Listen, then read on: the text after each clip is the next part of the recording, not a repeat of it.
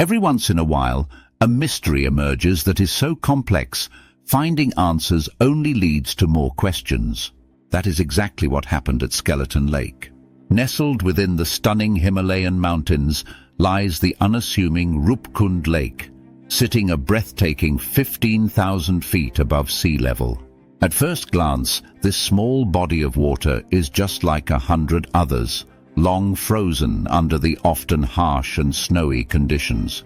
But take a closer look, and a disturbing picture comes into focus. Hundreds of human bones scattered around the base of the frozen water, piled high and bleached white after years of exposure. Some of the skeletons still have skin and hair on some parts, preserved for years due to the cold. The most mysterious part was that the skeletons were all killed in the same manner, by a strike to the head from a blunt object. And not only that, but the skeletons belonged to at least 3 different groups, the first one being from the 7th century AD, the second from the 10th century, and the third from the 19th century. How could hundreds of people, separated by 1,000 years, have all been killed in the same way at the exact same place? Moreover, who or what caused their deaths? This mystery began with the discovery of Skeleton Lake in 1942 by an Indian forest official named Hari Kishan Madhwal. Mr. Madhwal reportedly stumbled across the bizarre scene, where the skeletons of approximately 800 bodies were scattered around the area, eerily preserved and frozen in time by the frigid temperatures.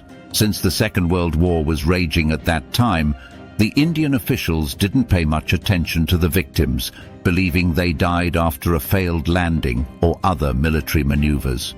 It wasn't until the 1950s that renewed interest in the dreadful sight prompted an announcement to the public and subsequent investigations into their mysterious origins. Initially, the remains were believed to be those of traders or soldiers who met their end along the Silk Road from either exposure to sub-zero temperatures or a deadly epidemic. However, this theory was discarded as there were no bones of any pack animals that usually accompany traders, or any weapons or military uniforms that would identify them as soldiers. There was also a large number of women among the dead.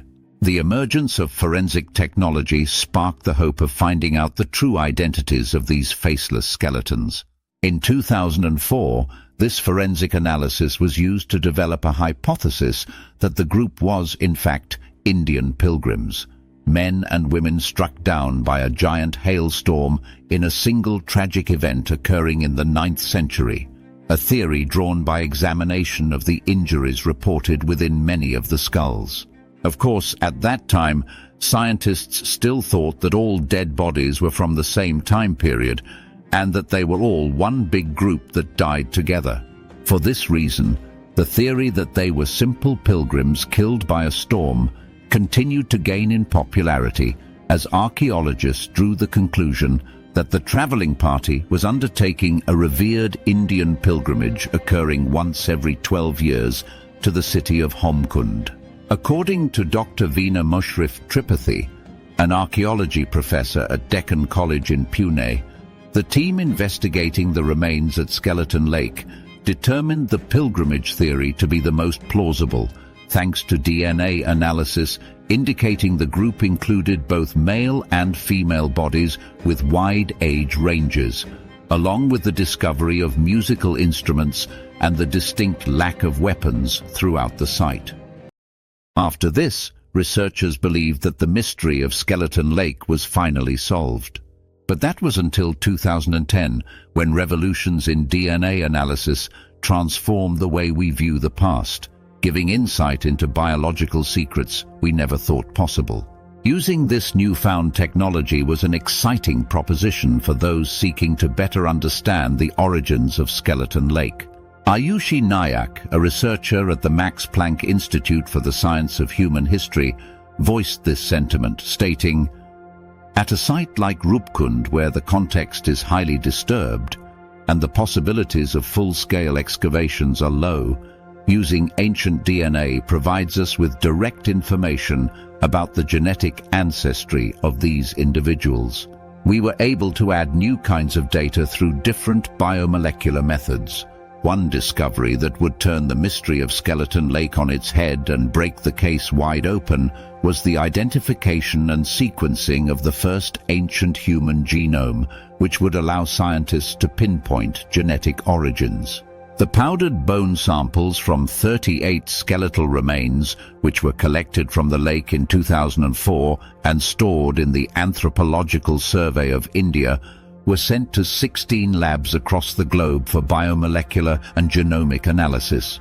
The result would be 5 years of comprehensive study, which would uncover information that would shock the world, blowing the initial and well-accepted theory of an Indian pilgrimage out of the water.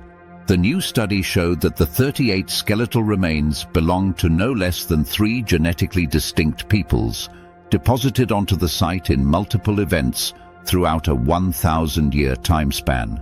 Of the 3 paleo groups found, the first belonged to South Asians, whose bones were left over multiple events in the 7th and 10th centuries. The second group, identified through dietary analysis, was of Southeast Asian origin and was deposited in the 19th century. While surprising, it would be the third group that would have scientists and archaeologists scratching their heads and questioning everything they thought they knew about historical human migration. The final skeletal analysis indicated that the remains were people of Eastern Mediterranean ancestry, originally from the island of Crete. These bones showed the group died in a single event in the 19th century, but it failed to answer the question, why were they in the Indian Himalayas, and how did they get there? As Nayak would explain, questions remain about the group of individuals that matched closest in ancestry to modern-day Eastern Mediterranean people, in terms of their reasons for visiting Roopkund, or about whether there are other sites in the region with such accumulations of human remains. There's no doubt that the presence of Eastern Mediterranean people of non-Indian origin, located deep within the vast expanse of the Himalayan mountains, was a shock, since there is zero historical evidence to explain their existence in the region. Although in the ancient past, we know that the great conquests of Alexander the Great brought many native Greeks to Asia, the furthest they reached was Western India, and there are no accounts of Greeks traveling so high up the Himalayan mountains. Moreover, the Greek skeletons found at the lake were not from the time of Alexander, but from the 19th century. How was it possible that Greeks from Crete went all the way to the Himalayas only to die in a mysterious way? It's fair to mention that the hike to this infamous site is not for the faint of heart, as it involves a 7-day uphill climb covering over 30 miles and passing only one small encampment along the way. During the week-long expedition, hikers would pass through enchanted oak forests lined with wildflowers and alpine pastures known as bugyls that only occur 30,000 feet above sea level. But the fairy tale scene quickly fades to reveal towering mountain peaks and the impressive Junagali Ridge, a razor-edged cliff jutting 16,000 feet into the sky and offering spectacular 360-degree views of the seemingly unending Himalayas. Roopkund Lake, now known as Skeleton Lake, lies 650 feet below in the shadow of this impending ridge. With modern-day gear, this trek is problematic at best and deadly at worst when the weather turns. Those seeking to scale the treacherous cliff are at risk of plummeting to their deaths. Yet despite that, these Greek travelers managed to reach the lake at some time in the 19th century. How and why was unclear. All of these unanswered questions created more confusion than ever. How did these ancient people die? Was it exposure from the unrelenting elements, known to turn on a dime from crystal clear blue skies to fatal and discombobulating storms? Maybe they lost their way and fell off the Junagali Ridge. Or perhaps they succumbed to acute mountain sickness, an all too common occurrence at such high altitudes. The initial hypothesis that their demise occurring from massive hailstorms still couldn't explain the time between their deaths, now known to span more than 1,000 years. However, it frustratingly continues to be the only evidence scientists have. Mushrif Tripathi, who was a part of the groundbreaking 2019 investigation, maintains that there are hardly 6 to 7 skulls with trauma related to hail. In my opinion, the mystery is not at all solved. We have more questions than answers. Although scientists had no idea what killed all of these people, there were some who knew the answers. The state of Uttarakhand in northern India is often referred to as Devbhumi, which means land of gods. There's one goddess in particular that the Uttarakhandi adore exceedingly, the goddess Nanda Devi. Before Nanda became a Devi, which means goddess, she was a princess from the Chand dynasty. After being forced to marry a neighboring prince against her will, Nanda fled along the length of the great Himalayas that lay before her kingdom.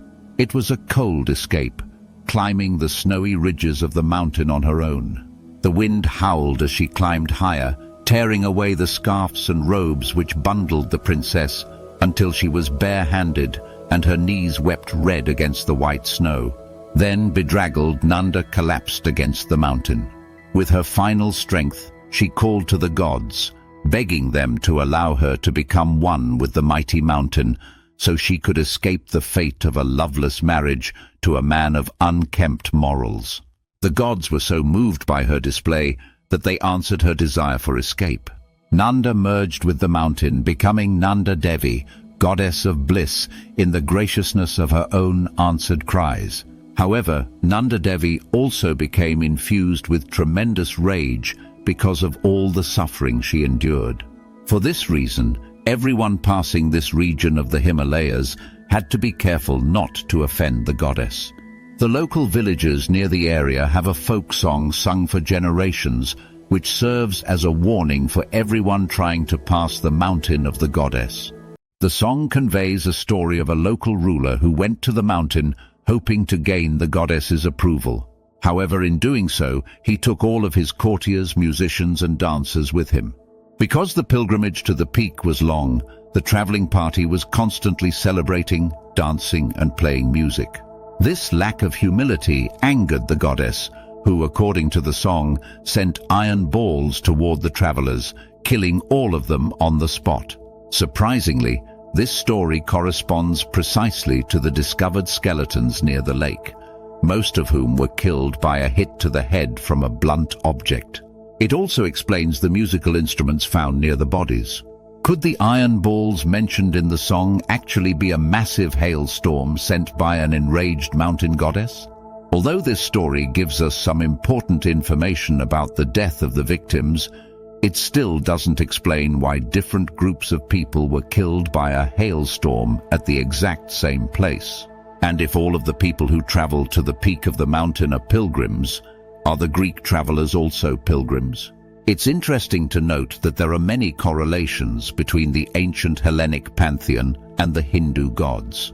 For example, Krishna and Achilles were both killed by arrows piercing their heel, the only vulnerable part of their body. Both Indra and Zeus are the kings of the gods. In addition, their weapons are thunderbolts, in Indra's case called the Vajra. Yama and Hades are both lords of death and preside over the underworld.